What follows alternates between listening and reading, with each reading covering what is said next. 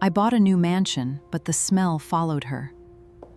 That is when I realized the truth. That end of the hallway smells.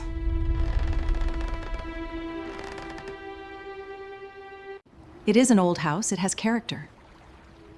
It has character. Naomi, do you smell something in my hallway? My daughter-in-law said just one sentence. That end of the hallway smells. But strangely, I heard it like a verdict on me. I'd spent my whole life building a home, raising a son, holding everything together down to the smallest details. And yet one comment from someone new to the family was enough to make me feel judged, dismissed, like all my effort meant nothing. And the worst part? My son stood in the middle silent. That silence felt like betrayal. I was tired, emotionally drained from always having to play my role. Smile to look polite, stay quiet to keep the peace. So I did something reckless. I sold the lake house to prove the problem wasn't me. But I had no idea that the smell would follow her. I'm going to tell you a story that embarrassed me and then changed me. Because when my daughter-in-law first said it, I laughed like it was nothing. She stood in my lake house hallway, pinched her nose and said, "That end of the hallway smells. Not there's a leak. Not maybe it's mold. Not we should check it. Just, that end of the hallway smells." And the way she said it, like she was announcing a fact about me, not about the house, hit my pride like a slap. I wish I could tell you I responded with calm wisdom. I didn't. I responded like a woman who had spent years building a home, raising a son, holding a family together, and didn't have the energy to be judged in her own hallway. So I did something dramatic. I sold the lake house. And I bought a new mansion. A clean, bright, expensive place where nothing could be blamed on age, or old wood, or that musty smell some people swear they can sniff from 5 miles away. I wanted proof. Proof that I wasn't the problem. Proof that my daughter-in-law was just being picky. Proof that if I changed the house, the tension would disappear. But the smell didn't stay behind. It followed her. And that's when I realized the truth. Not about the house. About her. And about me. And about what we do to each other in families when we're too proud to admit what's really happening. It started the year my son married Naomi. Naomi is black. I'm telling you that up front, not to make this story some cheap lesson, and not to turn her into a symbol. She's a person. A complicated, stubborn, beautiful person. But I'd be lying if I pretended race didn't add pressure to everything around us. From the first introductions, to the way strangers looked at us in restaurants, to the way certain relatives suddenly developed concerns they'd never had before. Naomi walked into our family with a smile that looked confident. But I could feel the armor underneath it. The kind of armor you build when you've been judged your whole life. And I walked into Naomi's life with my own armor. The kind you build when you've raised a son alone for years after his father left, when you've worked yourself tired, when you've been the steady one so long that you don't know how to be anything else. So there we were. 2 women both tired. 2 women both protective. 2 women both convinced the other one was the threat. First we played nice. In public she called me Miss Carol, and I called her sweetheart. But in private I watched her. I watched how she held my son's hand like she was afraid someone might try to take him. I watched how she checked the menu prices before ordering, like she'd been trained not to get too comfortable. I watched how she smiled at my neighbors, but kept her body slightly angled toward my son, always ready to leave. And I told myself she's guarded. She doesn't trust us. But the truth is, I didn't trust her either. It wasn't because of her skin color. It was because she was new. And new people threaten old systems. They change the balance. They rewrite the rules without even trying. When Naomi moved in with my son for a few months while they saved money, my house started to feel like a stage where I was no longer the lead. And I didn't know what to do with that. I'm not proud of this, but I started interpreting everything she did as a comment about me. If she cleaned the counter after I cooked, I felt insulted. If she brought her own seasoning, I took it personally. If she opened a window, I heard "Your house stinks." But Naomi didn't say any of that out loud. Not at first. She tried. She really did. The first time she cooked in my kitchen, she turned to me and said, "Miss Carol, would you taste this and tell me if it needs more salt?" I remember thinking, look at her. Acting polite. I tasted it. It was good. and I hated that it was good. I said, "It's fine," and walked out like I was busy. I could have complimented her. I could have welcomed her. But complimenting her felt like surrender. And I wasn't ready to surrender my place in my son's life. Then came the lake house. My late mother left me that lake house. It wasn't fancy, but it was ours. Every scratch on the hardwood had a memory. The first summer after my husband left, my son and I spent 2 weeks there eating grilled cheese and watching old movies. It was the only time that year I saw him laugh like a kid again. So when my son suggested we all spend a weekend there, I said yes immediately. I thought, this will fix us. This will make Naomi soften. You know how people think a nice weekend will magically heal years of tension? Doesn't. It just puts the tension in a prettier setting. We arrived Friday evening. The lake was calm, the sky orange, the kind of view that makes you want to believe everything's going to be okay. Naomi stepped out of the car, looked at the water and said, "Wow, this is beautiful." And for a second my chest warmed. Then she walked inside. She paused near the hallway, wrinkled her nose and said it. "That end of the hallway smells." My son looked at me, then at her like he was trying to decide whose side to be on. And I felt something old rise up in me. That thing that says, don't let anyone talk down to you in your own home. I forced a laugh. "It's an old house," I said. "It has character." Naomi didn't laugh. She just nodded like she was adding it to a file. I noticed she kept walking past that hallway fast like it offended her. Then she started opening windows. Then she lit a candle. It was a normal thing. A reasonable thing. But to my pride it felt like a performance.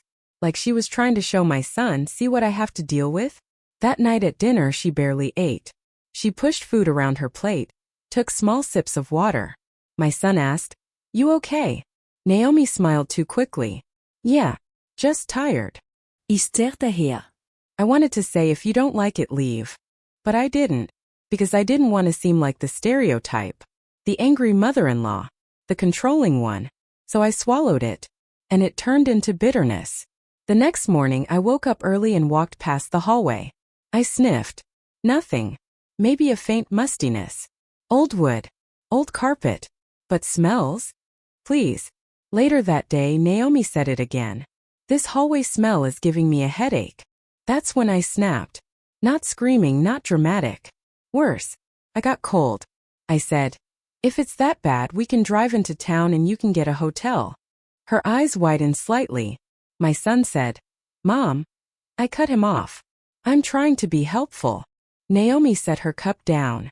She looked at me, calm but tight, and said, "I'm not trying to disrespect your house." That word, disrespect, made me bristle. Because it told me she knew exactly what she was doing to me. I said, "Then stop talking about it." Naomi stared. My son stared. The lake outside was perfect, and the inside of that house felt like a pressure cooker. That weekend ended with polite silence. On the drive home my son didn't talk much. Naomi stared out the window. And I sat behind the wheel thinking, she thinks she's better than me. That's the first lie pride tells you. That criticism is always contempt. A week later my realtor called. It was an old contact. I hadn't spoken to her in years. She said, "Carol, I heard you might be thinking about selling the lake house." I should have said no. But pride is a weird drug. I said, "Maybe." 2 months later the lake house was on the market. My son called me shocked. "Mom, why are you selling it?" I told him the truth, but not the real truth. "I'm downsizing," I said. "It's too much upkeep." Naomi was in the background of the call. I could hear her moving around. My son said quietly, "Did something happen?" I hesitated. Then I said, "No. I just want a fresh start." A fresh start. That's what people call it when they don't want to admit they're running away. I sold it fast. Then I bought the new place. It was big, bright, white walls, new floors, a clean slate, and I felt powerful, like I had proven something, like I had won. The first time Naomi came over, I watched her carefully. I wanted her to have nothing to complain about. She walked in, looked around, and smiled. "Wow," she said. "This is really nice." I waited. I waited for the line, the criticism, the comment. But she didn't say anything.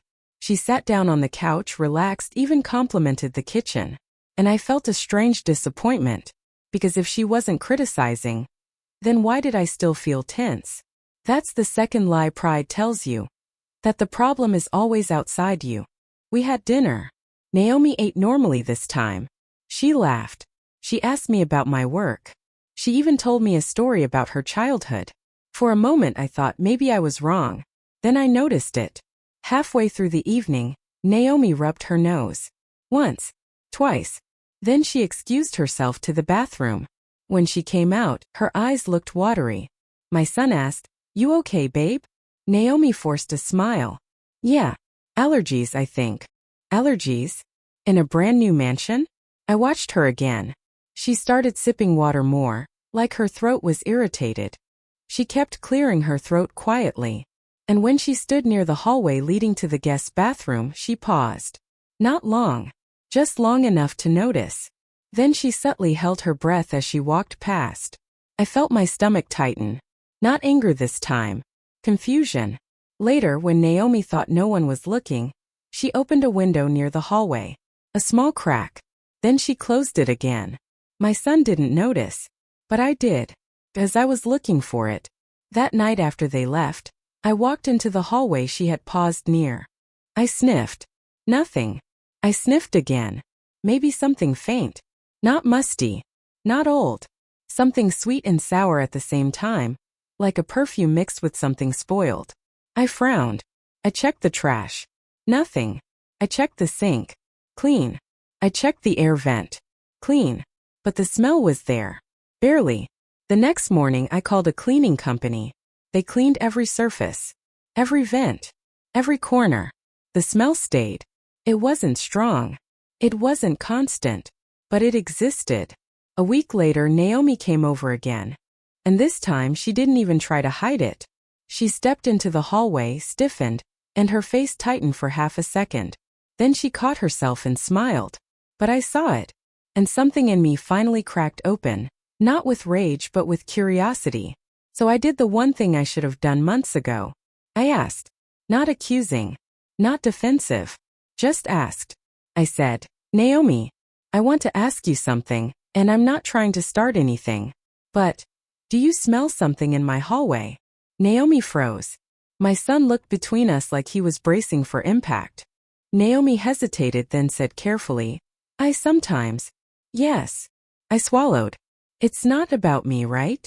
I asked before I could stop myself. Naomi's eyes softened. And that softness hit me harder than any insult. She said, "No. It's not about you." My son exhaled like he'd been holding his breath for 2 years. Naomi looked at me, then down at her hands. She said, "I didn't want to say it because it sounds crazy." I forced myself to stay calm. "Tell me," I said. She hesitated again. Then she said, "It's a smell I've smelled before." In that moment I felt something shift. Not because the smell mattered. Because the way she said it sounded like pain. Naomi continued, voice quiet. "When I was a kid," she said, "my mom and I lived in this apartment complex. Not a good one. The kind where you don't call the landlord because he doesn't care." My son reached for her hand. Naomi kept talking, like she had held this story in her chest for years. "Our neighbor's boyfriend, he used to come over drunk," she said. "He used to scream. He used to slam doors. And there was this smell in their hallway, like cheap cologne and old beer and something rotten." She paused, swallowing. "I learned to smell it before the screaming started," she whispered, "because it meant something bad was coming." My throat went dry. Naomi looked at me now. Her eyes weren't accusing. They were begging me to understand. "That smell," she said, "does something to my body. Even if my brain knows I'm safe. My body doesn't believe it." Silence filled my clean, bright mansion like a heavy fog. I stood there, stunned. I had spent months thinking Naomi was criticizing me. But Naomi wasn't criticizing. She was surviving. My mind flashed back to the lake house. Old carpet. Humidity. Mustiness. A smell could have triggered her. And she might not even have realized why. But the mansion? Why here? That question sat in my chest. Naomi wiped her eyes quickly like she hated that she was crying. She said, "I didn't want you to think I was disrespecting you. I know how it looks. And I know sometimes people already assume the worst about me when I speak up. So I kept it to myself. That line punched me. Because it was true. People do assume the worst. And I had become one of them. But the mystery remained. Why did the smell follow her? If my mansion was new, why did she still react? So after Naomi left, I didn't sleep. I walked the halls like a detective. I opened closets. I checked vents. Y checkade under sinks. I smelled the walls like a crazy person. Then I found it.